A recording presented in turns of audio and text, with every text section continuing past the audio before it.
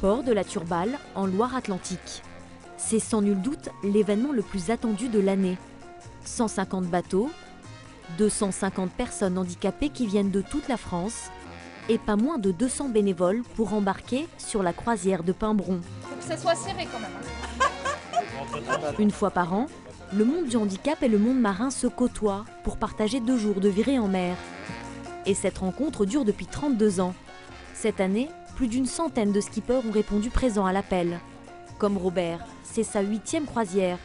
Son bateau, comme tous les autres, n'est pas adapté, mais il peut compter sur son savoir-faire de marin. Comme ça, il est tenu complètement. Il risque pas. Il faut le reculer davantage. Non, il est bon là. Ok. Voilà, c'est bon. Et maintenant, je vais le bloquer simplement. Voilà.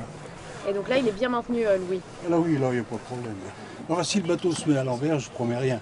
Mais a priori, ça ne devrait pas arriver. En cas de problème, il y a le docteur Magali Janteur. Durant cette croisière, elle coordonne la vingtaine de médecins, d'infirmiers et de pompiers, répartis dans 5 bateaux.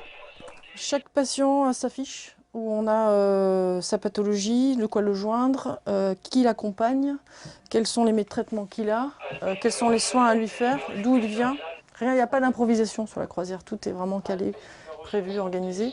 Même en termes de matériel, on a donc des sacs médecins qui sont prévus pour gérer l'urgence préhospitalière jusqu'à la jonction SAMU. Cette mobilisation médicale a nécessité 1 an de préparation, 1 an d'impatience pour ceux qui embarquent aujourd'hui. Il est 11 h, le soleil est au rendez-vous, les bateaux prennent le large.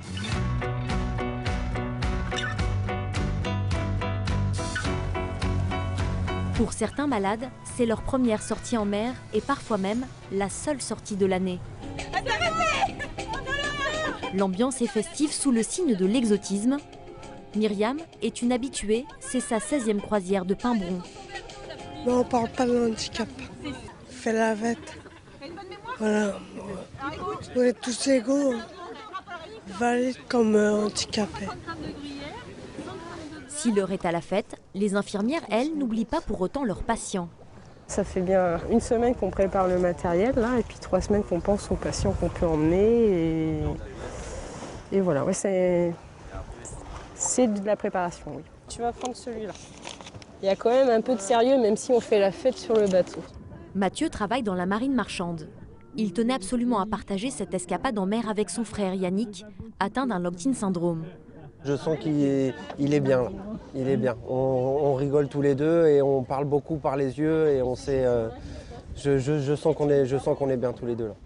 C'est super pour lui, ça lui apporte déjà le fait de pouvoir sortir du centre, de prendre un bol d'air, de venir sur l'eau et puis surtout de passer un petit peu de temps tous les deux parce que c'est vrai qu'on n'a pas énormément de moments tous les deux, donc ça nous fait du bien. Autre bateau, autre ambiance. Myriam fait cette croisière depuis plusieurs années et son plaisir est toujours aussi grand. Je trouve ça génial et je voudrais pas que ça s'arrête. Mais c'est génial, il y a tous les bateaux, là, 150 bateaux.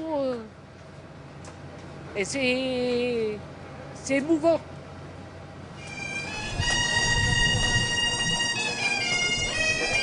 Après 4 heures en mer, les bateaux mouillent dans l'écluse d'Arzal pour faire une escale.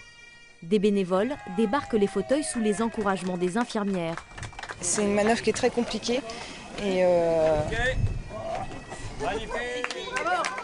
voilà, c'est un soulagement à chaque fois qu'ils sont sur le ponton.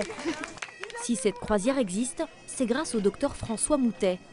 Il y a 32 ans, ce Breton a eu l'idée de sortir ses malades du centre de réadaptation de Pimbron, dont il est responsable.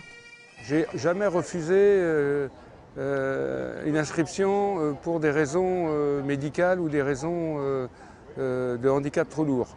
Ma spécialité, c'est quand même de pousser jusqu'au bout l'insertion. C'est pas la peine de réanimer les gens si on pousse pas au bout le raisonnement pour leur donner une vie digne et une vie participative. Pour l'ensemble des participants, cette soirée est très attendue. Un chapiteau a été dressé pour l'occasion. Valides et invalides dansent au même rythme. Les fauteuils se soulèvent, les visages s'illuminent. La fête durera jusqu'à 4 h du matin. Tous espèrent se retrouver l'année prochaine.